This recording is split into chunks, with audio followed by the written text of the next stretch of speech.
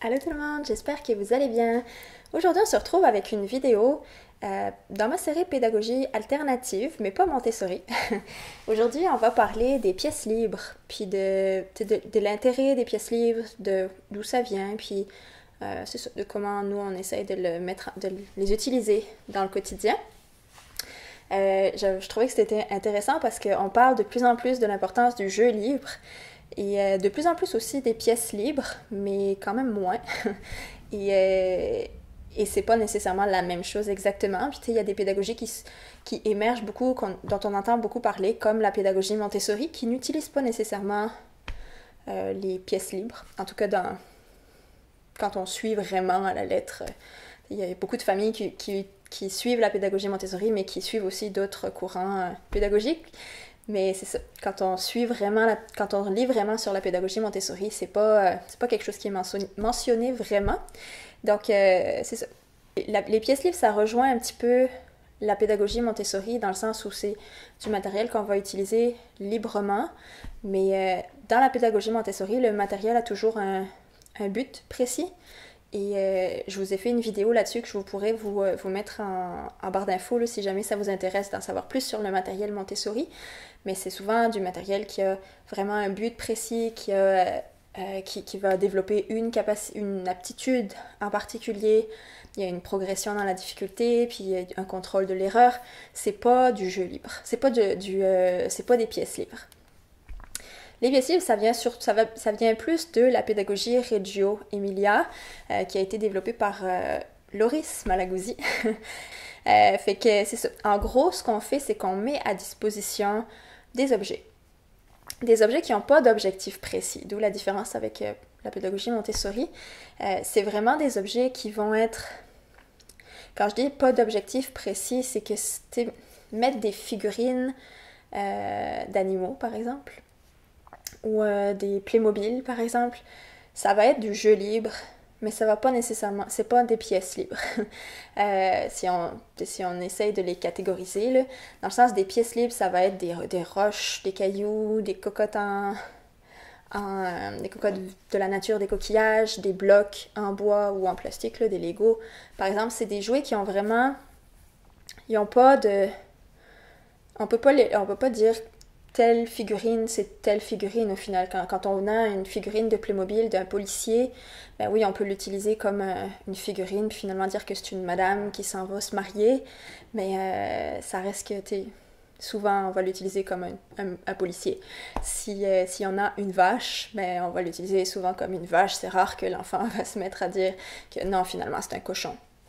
Ben c'est ça. Alors que un bloc en bois ou un caillou peut très bien être une vache, un cochon, un policier, une madame. Fait que c'est vraiment ça la différence entre les deux. Ça vient vraiment favoriser la créativité, l'inventivité de l'enfant parce qu'il peut s'imaginer le monde qu'il veut. Souvent, on va voir que l'enfant aussi est plus engagé dans son jeu parce que ça fait vraiment, il rentre dans sa bulle, dans son imagination, il va créer son propre monde et ça va faire en sorte qu'il va vraiment pouvoir s'engager dedans et développer sa créativité, là, c'est vraiment relié. Puis même... dans les activités artistiques, si on met à disposition des pièces libres, on va voir que l'enfant, il peut créer n'importe quoi versus donner des affaires à colorier, là, où il y a déjà, comme des cahiers de coloriage, où il y a déjà un dessin dessiné. Ça va pas nécessairement développer la créativité de l'enfant, ça va développer des aptitudes, pas ce que je dis, mais c'est pas nécessairement la créativité qui va être développée. Alors que si on lui donne du papier, de la peinture, des cailloux, des branches, peu importe ce qu'on veut lui donner, mais des choses dont il peut faire ce qu'il veut. Je me suis sûre que ma phrase soit grammaticalement correcte, mais au final, là, ça va développer sa créativité vraiment beaucoup plus. On va voir aussi que ça favorise l'esprit d'équipe. Quand il y a plusieurs enfants, les enfants vont s'entraider pour créer leur monde. Puis si on utilise des plus grosses pièces libres, ça va vraiment... les enfants vont se mettre à vouloir faire des cabanes, vouloir se mettre à faire toutes sortes de choses, mais prenons l'exemple de la cabane, mais là, il leur manque des planches, il leur manque tel matériau, fait qu'ils vont essayer ensemble de trouver une solution pour aller chercher du matériel puis l'utiliser. Fait qu'au lieu d'avoir une planche, ils vont aller chercher, je sais pas moi, le carton qui était à côté, puis ils vont l'utiliser pour remplacer la planche. Là, je dis des choses qui me viennent à l'esprit, là, mais ça n'a peut-être pas de sens. Mais vous voyez ce que je veux dire. Donc, les différentes pièces libres qu'on peut mettre à disposition, là, il y en a une multitude. En gros, ça peut être des objets de la nature, ça peut être des blocs en bois ou pas en bois, là, des blocs Lego, ça fait aussi la job. Ça peut être aussi des objets du recyclage, des boîtes en carton, des cassettes, des affaires pour mettre les œufs, des bouteilles, n'importe quoi que... J'arrive plus à bouger. Nous, ici, on a des pièces libres de la nature, par exemple, mais on a aussi comme des bobines en bois, des vieilles bobines en bois là, où il y avait du fil avant. On a des connes de pain, des plumes, des roches, des plus grosses cocottes, des morceaux de sapin. J'avais des petites pinces à linge aussi en bois.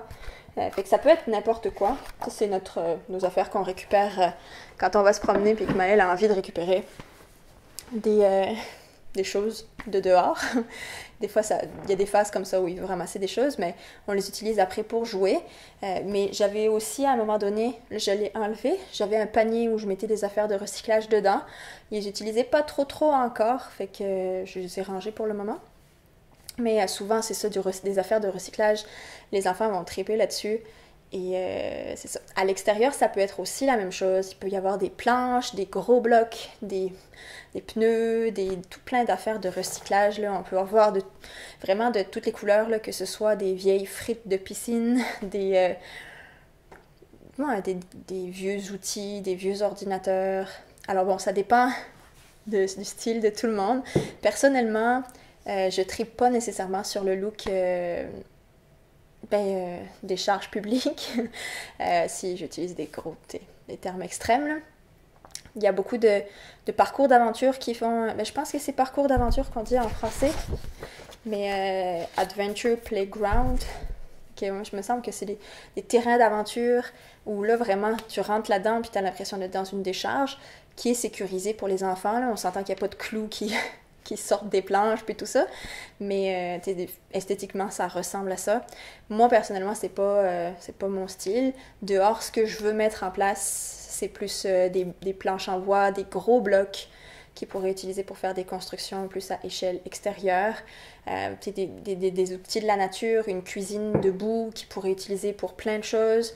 Fait que c'est ça, chacun y va avec son style, mais ça peut vraiment aller de tout au tout.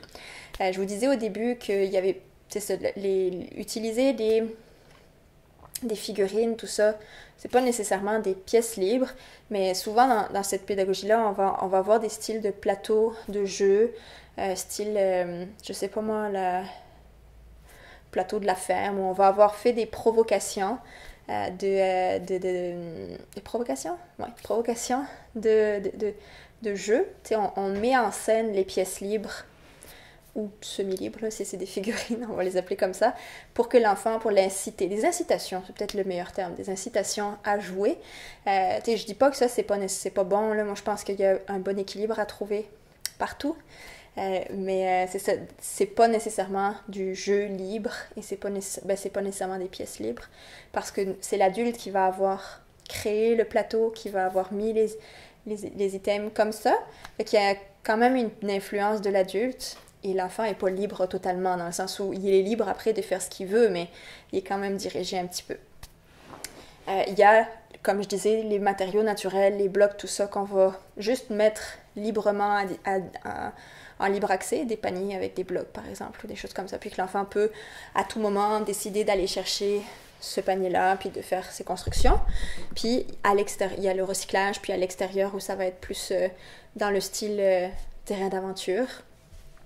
Et bon, là, ça peut aller, c'est ça, dans la direction qu'on veut. Ce qui est important de se souvenir, autant dans le jeu libre qu'avec les pièces libres, dans le fond, les pièces libres, c'est comme un style de jeu libre. c'est que l'adulte ne doit pas intervenir. L'adulte, il n'est pas là pour diriger le jeu. Il faut vraiment laisser l'enfant exprimer sa créativité. L'enfant, si l'enfant, c'est sûr qu'au début, l'enfant n'a pas nécessairement l'habitude d'utiliser ce matériel-là, puis il va peut-être plus chercher à nous demander quoi faire ou il va s'ennuyer. L'ennui, c'est un des plus beaux cadeaux qu'on peut offrir à un enfant, puis au bout d'un moment, il va finir par trouver une utilité à son bâton. Mais c'est sûr que des enfants qui n'ont pas l'habitude, ben, au début, ça va être une adaptation. Mais après il y en a plus d'adaptation. Après, une fois qu'ils sont habitués, là, ils rentrent tout de suite dans leur jeu puis ils savent quoi faire. Mais c'est sûr qu'au début, c'est pas nécessairement évident pour eux. Et c'est ça, c'est important de se souvenir que nous, on n'est pas là pour initier le jeu. Ce qu'on peut faire, évidemment, si l'enfant veut qu'on intervienne dans le jeu, c'est d'intervenir, mais encore là, de pas trop intervenir, de juste suivre le flow de l'enfant, de suivre son jeu sans se mettre à le diriger. Donc c'est ça, c'est tout ce que je voulais vous dire pour aujourd'hui. J'espère que vous avez aimé cette vidéo. Si jamais c'est le cas, n'hésitez pas à la liker et à vous abonner à ma chaîne aussi si vous ne l'êtes pas encore. Dans le fond, sur ma chaîne, je parle de parentalité bienveillante, de pédagogie alternative. Je parle beaucoup de la pédagogie Montessori, mais c'est ça, il y a des pédagogies qui viennent s'entremêler à nos valeurs puis à notre approche. Donc si jamais ce sont des sujets qui vous intéressent, n'hésitez pas à vous abonner. Et c'est tout. On se retrouve dans quelques jours avec une nouvelle vidéo. Bye bye!